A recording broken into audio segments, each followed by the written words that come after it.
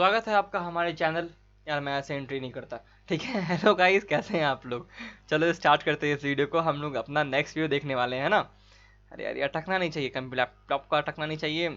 चलो ठीक है। देखो, हम लोग स्टार्ट कर रहे हैं यहाँ पे अपना नेक्स्ट लेक्चर। नेक्स्ट लेक्चर में हमारे पास कितना क्वेश्चन, कौन सा चैप्टर स्टार्ट हो रहा है पहले देखो।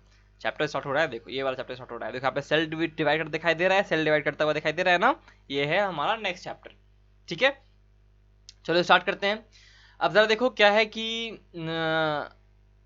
पहला क्वेश्चन क्या कह रहा है। ठीक है, पहला क्वेश्चन क्या कह रहा है? पहला क्वेश्चन कह रहा है the term meiosis was coined bye. अभी क्वेश्चन नंबर क्या है? देखो हमारे लिए तो थर्ड चैप्टर है ये, है ना। हम लोगों ने 2 चैप्टर कंप्लीट कर लिया, सेल को कंप्लीट कर लिया और हम लोगों ने बायोमोलिक्यूल्स कंप्लीट कर लिया। तो दोनों मिला के हम लोगों ने 620 क्वेश्चन देखे और भी एक्स्ट्रा क्वेश्चन देखे, कुछ मैंने एक्स्ट्रा ऐड किया था। ये है 621वां क्वेश्चन। ठीक है, 621 क्वेश्चन है ये हमारे लिए। लेकिन ये आप लोग के लिए जो दिख रहा है स्क्रीन पे वो 1 ही मानो। ये हमारा सेल साइकिल का पहला क्वेश्चन है, लेकिन इन टोटल जो 14,000 क्वेश्चन का काउंट चल रहा है उसमें 621 वाला नंबर क्वेश्चन है। The term meiosis was coined by. किन्होंने कॉइन किया म्यूसिस टर्म को? फार्मर एंड मूरे ने कॉइन किया था। बहुत इंपॉर्टेंट चीज है ये, बहुत इंपॉर्टेंट पॉइंट है ये, इसे ध्यान रखना है आप लोगों को। ठीक है ना। अब बताओ नेक्स्ट क्वेश्चन। ये जो क्वेश्चन लास्ट में लिखा हुआ है ना, सेकंड वाला, ये हम लोगों ने बात किया है इस बारे में। एक बच्चे ने मुझे कमेंट भी किया था। ठीक है ना, इसका आंसर लिख करके। और अच्छी बात है, जितने लोग कमेंट करते हैं मुझे अच्छा लगता है, हालांकि बहुत कम लोग करते हैं। ठीक है। लेकिन आप लोगों को फायदा होना चाहिए, याद रखना चाहिए कि क्या बताया जा रहा है, क्योंकि यही क्वेश्चन आने वाले हैं, ऐसे क्वेश्चन आने वाले हैं। ठीक है, ये मैं दावे साथ कह सकता हूँ। अभी एनटीए का एक नया एप्लीकेशन आया है, उसको देख करके तुम्हारा दावा और अच्छा हो गया है। ठीक है, इसलिए जो क्वेश्चन्स बता रहा हूँ मैं उसको ध्यान से करना है। अपने फ्रेंड्स को भी बताइए, उनका भी फायदा कराइए। दोनों एक साथ कॉलेज में जाइए, एक ही कॉलेज में जाइए, मस्ती करने में आसानी होगी। ठीक है, ये देखो 622वां क्वेश्चन है हमारे लिए। क्या बोल रहा है? Coiling of chromatids in mitotic and meiotic division is.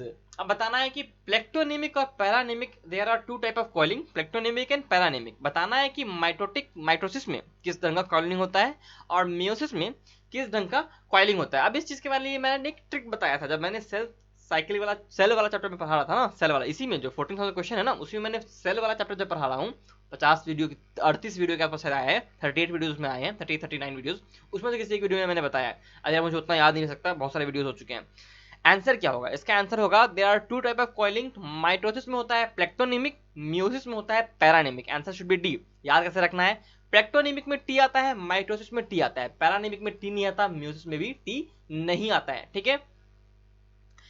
Third question देखो, given below the is a schematic breakup of the phases, stages और सेल साइकिल है। सेल साइकिल का एक फेज का दिया हुआ है, बहुत अच्छा सा डायग्राम दिया हुआ है। इसको हम लोग पहले खुद से डिफाइन करते हैं कि क्या क्या लिखा हुआ है। देखो यहाँ से ये सेल को मैं बता रहा हूँ, ये सेल जो है यहाँ से स्टार्ट कर रहा है। तो ये है इसका G1 फेज, डी है S फेज, सिंथेटिक फेज कहते हैं। जी को जी गैप 1 फेज है ये है G2 फेज, गैप 2 फेज। फिर आता है हमारे लिए ए जो है, ये है क्या? साइटोकाइनेसिस। सॉरी, ये ए क्या है? ए है कैरियोकाइनेसिस और सी क्या है? साइटोकाइनेसिस है। ठीक है ना। कैरियोकाइनेसिस के अंदर पहला फेज है प्रोफेज, मेटाफेज, फिर सी बी क्या है तुम्हारे पास? एनाफेज, और लास्ट वाला क्या है? टीलोफेज है। ठीक है, माइटोसिस को दिखाया गया है इसलिए यहाँ पे एक ही बार दिखाया गया है। प्रोफेज सबको, म्यूसिस होता तो 2 बार होता। आंसर क्या होगा इसका? बी मेटाफेज है? नहीं, बी एनाफेज है। आंसर ए, बी नहीं, ए नहीं हो सकता। बी वाला देखो, सी कैरोकाइनेसिस नहीं है, साइटोकाइनेसिस है। ए साइटोकाइनेसिस नहीं है, काइरोकाइनेसिस है। तो ए बी डी ऑप्शन नहीं है। आंसर क्या है? सी है। डी जो है वो सिंथेटिक फेज है, एस फेज है जहां पे डीएनए का मल्टीप्लिकेशन होता है। Condensation of chromosome occurs in, condensation कहाँ होता है? प्रोफेज 1 में, प्रोफेज 2 में, एनाफेज में, मेटाफेज में। देखो एक चीज बताता हूँ, इंटरफेज में ना प्रिपरेटरी फेज है। इंटरफेज में प्रिपरेशन होता है, जो सेल डिवीजन के लिए रिक्वायर्ड प्रोटीन्स हैं, मॉलिक्यूल्स हैं, उनका रेप्लिकेशन होगा, उनकी मात्रा को बढ़ाया जाएगा, न्यूक्लियर मेम्ब्रेन को खत्म किया जाएगा, है ना। ये सब चीजें जो होती है ना, एक्चुअली न्यूक्लियर मेम्ब्रेन सब चीज खत्म होता है प्रोफेज में जाकर के, उसका बात नहीं करते। जो प्रिपरेटरी फेज होता है वो चीजें यहाँ पे होती हैं। सेंट्रॉयल का डिवीजन होता है एनिमल सेल के अंदर, प्लांट में तो होता ही नहीं है सेंट्रॉयल। ध्यान रखिएगा, जितने सेल पढ़ा है ध्यान से वो बता सकते हैं इसको। तो बता क्या रहा है कि एस फेज में डीएनए का होता है रेप्लिकेशन, ये मैंने पहले बताया। लेकिन ये जो डीएनए का रेप्लिकेशन होता है क्रोमैटिन स्ट्रक्चर में होता है। लेकिन अब क्या होगा? डीएनए को कंडेंस होना पड़ेगा, क्योंकि सोचो ना, इतना सारा डीएनए अगर एकदम इस ढंग से रहेगा, एकदम पूरा फैला हुआ रहेगा, तो अच्छे से नहीं हो पाएगा ना डिवीजन। यहाँ पे देखो क्या दिख रहा है आपको? टीलोफेज दिख रहा है ना। देखो यहाँ पे न्यूक्लियर मेम्ब्रेन बन चुका है, साइटोकाइनेसिस हो रहा है, कैरियोकाइनेसिस हो चुका है 2, यहाँ पे कैरियन यानी कि 2 यहाँ पे न्यूक्लियस बन चुके हैं। तो वही चीज यहाँ पे बता रहा हूं मैं कि कंडेंसेशन जो होता है क्रोमोसोम बनाने के लिए डीएनए का, हम लिख रहे हैं कंडेंसेशन ऑफ क्रोमोसोम, लेकिन एक्चुअली डीएनए का कंडेंसेशन होता है जो कि क्रोमोसोम फॉर्मेशन में हेल्प करता है। फिर वो जब क्रोमोसोम बन जाता है, एक फर्स्ट स्टेज का क्रोमोसोम कह सकते हो, फिर और वो कंडेंस करता है। तो वो जो कंडेंसेशन होता है वो होता है प्रोफेज 1 में। देखो मियोसिस के बारे में लिखा है यहाँ पे, तो प्रोफेज 1 प्रोफेज 2 किसको चुनेंगे? प्रोफेज 1 को चुनेंगे, बिकॉज प्रोफेज 2 में कंडेंसेशन पहले ही हो चुका होता है, क्योंकि जो म्यूसिस 1 है और म्यूसिस 2 के बीच में एक फेज आता है, इंटरकाइनेसिस कहते हैं उसे। इंटरकाइनेसिस इंटरफेज की तरह होता है, लेकिन उसमें किसी तरह का एस फेज नहीं देखने को मिलता हमें, किसी तरह का एक्चुअल G1 G2 फेज देखने को नहीं मिलता। वहां पे जो डीकंडेंसेशन होना चाहिए था क्रोमोसोम का वो भी नहीं होता है एक्चुअल में। और बस छोटा सा एक रेस्टिंग फेज कह सकते हो, हल्का सा रेस्ट करने के लिए सेल रुकता है और फिर दोबारा से म्यूसिस 2 में चला जाता है। तो वहां पे कोई कंडेंसेशन का जरूरत नहीं पड़ता, कंडेंसेशन पहले ही प्रोफेज 1 में हो चुका होता है। फिफ्थ का बहुत बहुत लोग ऐसे भी कहते हैं कि इंटरकाइनेसिस में अगर डीकंडेंसेशन स्टार्ट हो चुका होता है क्रोमोसोम का, तो दोबारा से फिर कंडेंसेशन स्टार्ट हो जाता है प्रोफेज 2 में घुसने के बाद। ठीक है, आते हैं इस स्टेज में। फिफ्थ में बताना है कि करेक्टली मैच्ड कौन सा है। देखो अपने ट्रिक पे चलते हैं। ठीक है, ट्रिक हमेशा 80 to 90% ही आपको हेल्प करेगा, बाकी 90 आपको काम खुद करना पड़ेगा। ठीक है ना, 10 से 20% ऐसे क्वेश्चन आपको मिल सकते हैं जहां मेरा ट्रिक फेल कर जाए, और मैं ऐसे भी ट्रिक के सपोर्ट में नहीं रहता हूं, लेकिन आखिरी चीज बताता हूं, बिकॉज जो भी चीजें आपके रास्ते को आसान बनाएंगी मैं उन चीजों को बताऊंगा, और उसके साथ क्या रिस्क है मैं ये भी बताता हूँ। ठीक है ना, एक ट्रू मेंटर का काम यही है कि आपको रास्ता दिखाए, रास्ते पे कैसे चलना है, कैसे पहुंचना है वो भी बताए, और उस पर क्या रिस्क हो सकते हैं ये भी बताए। ये नहीं कि बस बता दिया आप खुशी खुशी चल पड़े और गिर जाए, गड़बड़ हो जाए, ऐसा नहीं होना चाहिए। तो मेरा रिस्पॉन्सिबिलिटी है कि आपको बताऊं कि क्या ट्रिक है, लेकिन क्या खतरा है उसके साथ ये भी बताऊं। तो ये 90 to 80 to 20% ये ट्रिक सफल होता है, बाकी जो 20% के आसपास है ना, कभी कभी फेल होता है, वो आपको खुद लगाना पड़ेगा। और इसलिए इस ट्रिक को तभी यूज करना चाहिए, मैं ऐसा ही कहता हूँ, जब कुछ समझ में ना आ रहा हो। ठीक है ना, तब जाके यूज करो, लेकिन फिर भी 80 to 90% ही चांस है कि सही होगा। आंसर बताओ इसमें क्या होगा, किस मैं ट्रिक बता रहा हूँ कि यहाँ पे क्या होता है। सबसे ज्यादा बार ऑप्शन जो लिखा है उसको देखो, ये आप बोलोगे यार ट्रिक कहाँ बताए हैं सर आप ये चीज, तो ये मैं सेल्स वाला चैप्टर जब पढ़ा रहा था ना तभी मैंने बताया। करना क्या रहता है इसमें कि सारे ऑप्शन को देखना रहता है, उनमें से जो ऑप्शन सबसे ज्यादा रहता है ना उसको चुन लेना है। देखो बी जो है हर जगह है, यहाँ भी है, यहाँ भी है, यहाँ भी है और यहाँ भी है, तो जहां जहां बी है ना वही ऑप्शन सही होगा, लेकिन ई वाला इसका मतलब सही नहीं होगा। और देखो बी सबसे फर्स्ट में लिखा हुआ है, तो ए वाला ऑप्शन भी मैं गलत मान रहा हूँ, बिकॉज यहाँ पे ए देखो एक ही बार है, बाकी बचा तुम्हारे पास 3 ऑप्शन बी डी और सी। इसमें देखो क्या है, डी एक बार है, सी एक बार है और ई भी एक बार है, यानी ये तीनों एक ही बार दिए हुए हैं। अगर इसमें कोई भी ऑप्शन 2 बार होता ना तो एक बार ऑप्शन सही हो जाता, लेकिन अब क्या कर सकते हैं, दो दो एक बार ही दिया हुआ है तो सबको देखना ही पड़ेगा। देखो यहीं पे आके ट्रिक हल्का सा गड़बड़ आ गया, तो इसको देखना पड़ेगा। चलो देखते हैं ई डी और सी को, पहले देखते हैं सी को।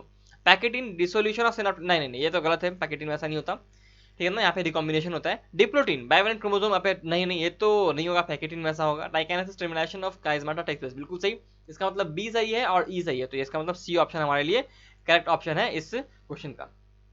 नेक्स्ट क्वेश्चन देखो, the rule of meiosis is what. अब देखो पहला जो आंसर, पहले बताओ क्या होगा इसका आंसर, तुम लोग बताओ आंसर क्या होगा। फॉर्मेशन ऑफ गैमेट्स, नहीं फॉर्मेशन ऑफ गैमेट्स नहीं होगा। जिन बच्चों ने आंसर दिया है गड़बड़ गड़बड़ बात है भैया, समझ लो इस क्वेश्चन को। आंसर क्या होगा, एएफएमसी का क्वेश्चन है, बहुत अच्छा क्वेश्चन है, एकदम कोर कॉन्सेप्ट पे जाके हिट करता है आपको ये। ब्रिंगिंग हैप्लोफेज इसका आंसर होगा, क्योंकि सोचो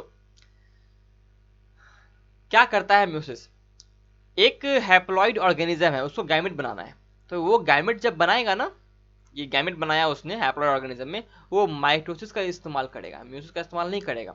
अगर म्यूसिस के कारण ही गैमेट बनता तो यहाँ पे तो n/2 हो जाना चाहिए था, लेकिन ऐसा ही नहीं करता है।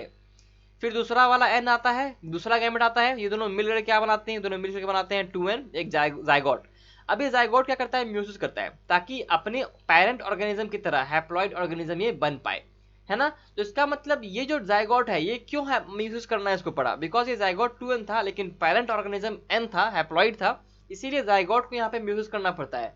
अगर म्यूसिस जाइगोट में होता है उसको जाइगोटिक म्यूसिस कहते हैं, और वो अगर n बना रहा है, इसका मतलब क्या हुआ कि म्यूसिस का एक काम है जो कि कंफर्म है, वो है हैप्लॉइड फेज को लाना। किसी भी लाइफ साइकिल में हैप्लॉइड फेज को लाने का काम म्यूसिस करता है। अगर 2n है उसको हैप्लॉइड बनाना है तो म्यूसिस करेगा। अब वो 2n मेन ऑर्गेनिज्म भी हो सकता है, जो मेन जो बॉडी है, डोमिनेंट बॉडी है, वो भी हो सकती है, जैसे हम लोग इंसानों में ऐसे होता है, ह्यूमंस में होता है, हमारा जो डोमिनेंट बॉडी है वो डिप्लॉइड है, लेकिन गैमेट्स होते हैं हैप्लॉइड होते हैं, उसको बनाने के लिए म्यूसिस का इस्तेमाल करना पड़ेगा। लेकिन जो हैप्लॉइड ऑर्गेनिज्म होता है अगर उसमें सेक्सुअल रिप्रोडक्शन हो रहा है तो वहाँ पे जाइगोटिक म्यूसिस होगा, है ना, ये ध्यान रखना है। तो यानी हैप्लॉइड फेज को लाने के लिए काम करेगा, आंसर होगा बी। नेक्स्ट क्वेश्चन देख रहे हैं 7 का। इसमें बताना है कि कौन सा कैरेक्टरिस्टिक नहीं है टेलोफेज का। Which of the following events are not characteristic features of telophase. Telophase का कैरेक्टरिस्टिक फीचर इसमें से कौन सा नहीं है, ये बताना है। चलो देखते हैं इसमें कौन सा ऑप्शन सही हो सकता है। ठीक है, chromosome material condenses to form compact mitotic chromosome. Telophase में क्या ऐसा होता है, नहीं तो प्रोफेज में हो चुका होता है ना, तो ए ऑप्शन तो नहीं होगा। ए ऑप्शन कहने का मतलब टेलोफेज का कैरेक्टरिस्टिक नहीं है। अगर ए ऑप्शन टेलोफेज का कैरेक्टरिस्टिक नहीं है, इसका मतलब हमारे आंसर में ए ऑप्शन होना चाहिए। इसका मतलब हमारे आंसर में ए ऑप्शन होना चाहिए, हमें नॉट वाला कैरेक्टरिस्टिक बताना है। तो यहाँ पे कौन कौन से ऑप्शन में ए है देखो तो।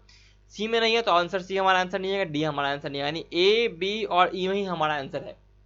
Nucleus Golgi complex ER free form, बिल्कुल ऐसा होता है, लेकिन ये कैरेक्टरिस्टिक है, हमें नहीं वाला बता रहा है। तो बी तो जहां जहां होगा वो आंसर हमारा नहीं होगा। ए भी नहीं होगा, ई भी नहीं होगा, आंसर हो जाएगा हमारे पास बी, ए और डी। सेंट्रोमेर स्प्लिट नहीं, सेंट्रोमेर स्प्लिट तो कहाँ होता है, एनाफेज में होता है। तो ये एनाफेज का कैरेक्टरिस्टिक है, ना कि टेलोफेज का, इसीलिए हमारा ये आंसर होगा। ए और डी जो है वो टेलोफेज का कैरेक्टरिस्टिक नहीं है, इसलिए नहीं है वाला ऑप्शन आएगा।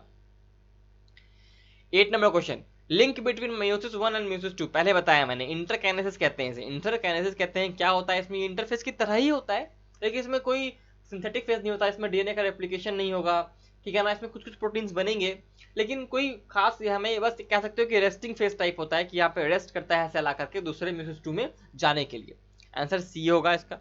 विच of the following stage affected by colchicum या फिर कॉल्चिसिकम, जो भी आप बोलना चाहें। देखो ये क्वेश्चन इंपॉर्टेंट है, क्योंकि अगर पहला क्वेश्चन आए तो आप लोग के लिए इजी नहीं होगा, सेकंड क्वेश्चन आता है तो इजी होगा। Spindle apparatus is form during which stage of mitosis.